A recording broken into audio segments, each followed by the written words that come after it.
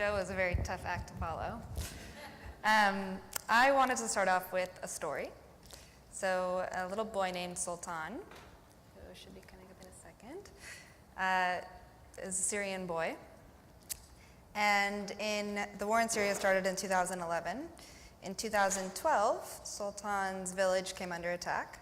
He was regularly going to public school before, living his normal life, playing outside, and his village came under attack. It was no longer safe for him to go to school. So him and his siblings stopped going to school.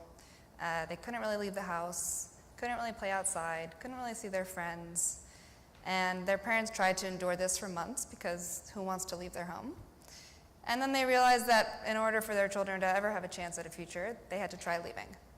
So before they actually left Syria and became refugees, they tried to live in another village, which is typically how it goes. People don't jump to cross the border. They try to live, in the neighboring village with another family they know, see if they can endure life and hope that it all passes soon. So they tried to live in another village, and the same thing happened. So his parents knew that the only chance that he had was to try to start a new life somewhere else. So in 2012, the family settled in Jordan, and I think there's this common misconception that all Syrian refugees are in these camps. And actually 90% of them are not in camps because the camps are so horrendous that they try to find life outside of camps. So Sultan's family tried to find a life in a city called Ramtha, which is in Jordan. They ended up living in kind of a makeshift home on the side of the road. And Sultan has been out of school for 4 years.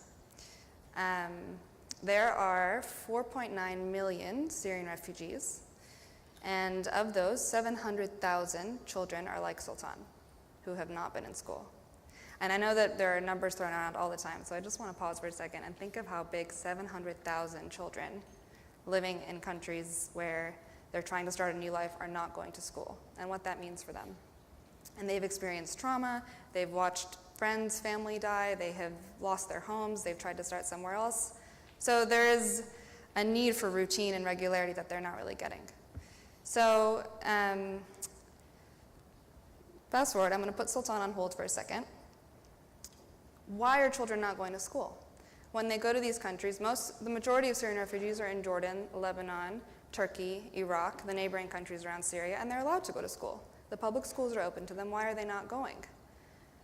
There are many reasons. Some of them are financial status. So about $300 a month is what the average Syrian refugee family is living off of. And when you're living in an urban setting, you have to pay for things like rent, you have to pay for food, you have to pay for transportation, and getting your kids on a bus where you have to pay for the bus fee to send them to school can be taxing when you have 4 or 5 kids. So a lot of children don't end up going to school. A lot of them have to actually work to help support the house. Children are traumatized. They are too scared to leave the house. They're too scared to kind of go face the world. And the biggest reason really is that these children have already lost so many years out of school. So Sultan has already lost 2, 3, 4 years out of school. If he is supposed to be in 4th grade and he is sitting in a classroom with a bunch of 1st graders, he's not really going to go. So you have a lot of children who tried to go to school and then they drop out because they're 10 and they're sitting with 6-year-olds. And there's a sense of pride that doesn't work. So the Middle East Children's Institute has been working with children who have experienced conflict in the Middle East since 2007, and we've predominantly worked in the West Bank. And our model has always been, how do we work with the community? How do we work with the local teachers, use the local knowledge to help provide a space where education can be coupled with things where they can express themselves? So it seems like the biggest theme today is self-expression. And we do this through sort of coupling academics with art therapy, sports, music, drama, even community service. And children end up finding outlets where they can express the tensions that they're feeling, where they can express any stress that they're feeling, where they can have a dialogue, where they can find what works for them. And we found that after almost 10 years in the West Bank, it actually improves their academic outcomes. It actually makes them want to participate in their community. It makes them want to give back. And it ends up being a pathway towards healing. So in 2013, UNICEF asked MECI MECI is the Middle East Children's Institute, that's our acronym, to bring this model and try to adapt it for Syrian refugees who were living in Jordan. There were hundreds of thousands of Syrian refugees who are not going to school in Jordan, and they needed more models of people who knew how to work with children impacted by conflict. So we opened a branch in Jordan, and we said, okay, what are the local systems that exist that we can work in? This is something where we can't take a really, really long time and study this and try to find ways to develop something really advanced. These kids are out of school, and every day out of school is another day where they're out of school, and that's not good, and we need to do something quickly. So the first issue was, how do you actually find children who are out of school? They're not sitting in one little camp somewhere where you can kind of group them somewhere. They are living side by side with locals across the entire country, and they're not going to school. How do you identify them? I mean, Jordan is not a tiny country. We decided that we didn't know how to do it, but we knew who would know how to do it, and that was Syrian refugee adults. That was their parents. That were former doctors and lawyers and educators themselves who were in need of work. Now, there is kind of a loophole that NGOs can do in refugee situations where they can actually hire refugees as volunteers, where you can give them a stipend and pay them in that capacity. So we brought them together and we said, what can you do? What do you need to actually help us find these families? And they said, we just need some communication outlets. We just need some cell phones. We're like, okay, we'll give you some cell phones. Whatever else you need, let us know. We brought 20 together. They were doctors, lawyers, engineers. Many of them were educators. And they, after a few weeks, came back and they had done a mapping of the entire country and said, in this village, 30 miles east of Amman, there are, for example, 45 families with a total of 90 children out of school. They actually knew how to use their personal networks and call families and figure out who just arrived and who knew who and who was whose cousin.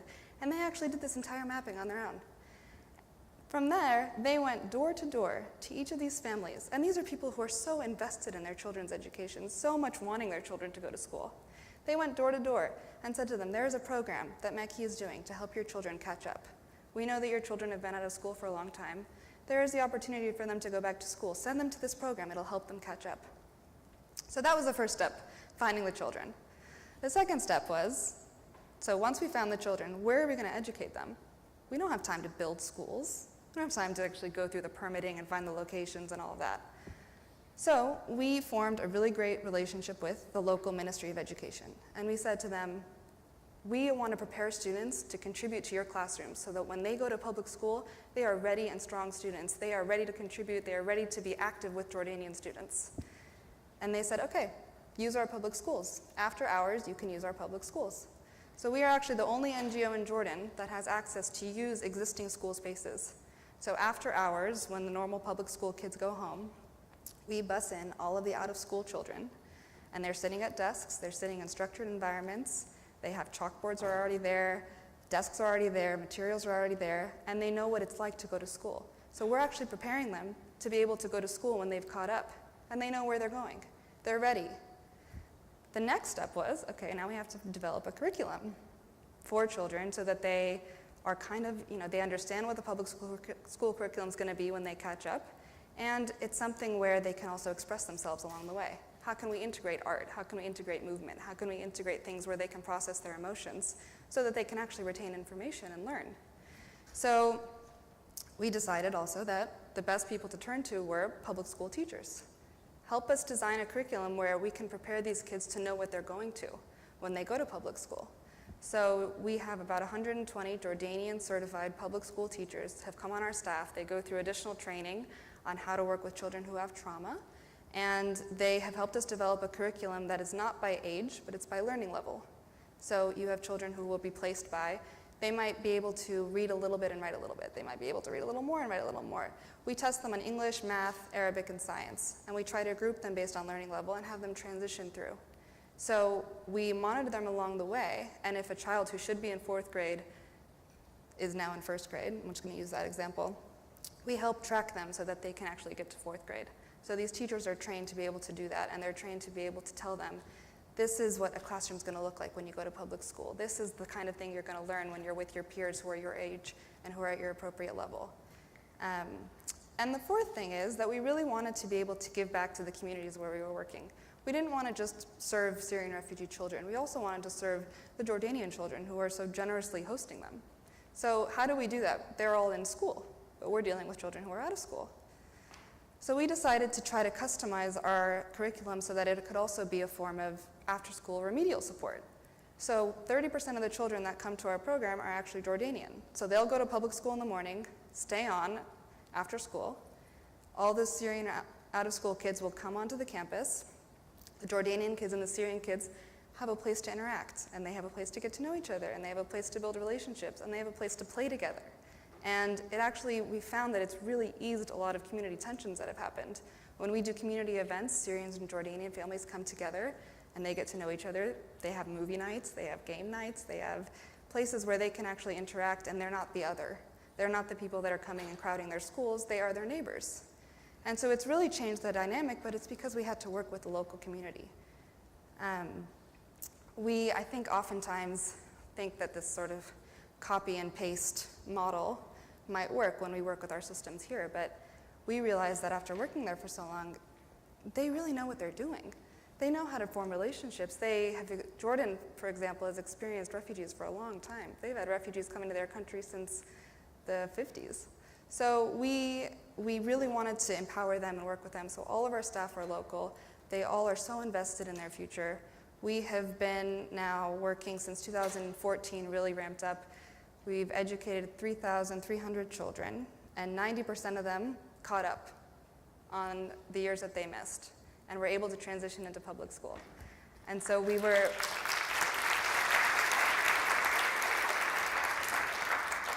because of that, we actually were requested to ramp up to an additional 20 schools. So we have now, just a few months ago, expanded to 20 more schools. We're reaching 6,000 children in partnership with UNICEF. We just formed another program where we wanted to focus on girls and what adolescent girls have to deal with and help them catch up. So with the Malala Fund, we're now designing another program for 900 adolescent Syrian girls. And we're really hoping that this continues to be a place where children can come in, find a place where they can heal, find a place where they can catch up on the years they lost, and really have another chance to go back to school. So the faster the kids can come in, process their emotions, catch up to their grade, and go out of our program into public school, the better. So without working originally with the Syrian refugee adults to actually find them, we wouldn't have kids to teach. Without working with the ministry who gave us the classrooms, we wouldn't have a place to teach them. And without bringing in the Jordanian teachers who help us design a curriculum that works for them, we would have nothing to teach them. So really, all the local resources we've used have made our programs really high impact, very cost effective, and hopefully a pathway towards helping as many children as we can catch up. So thank you.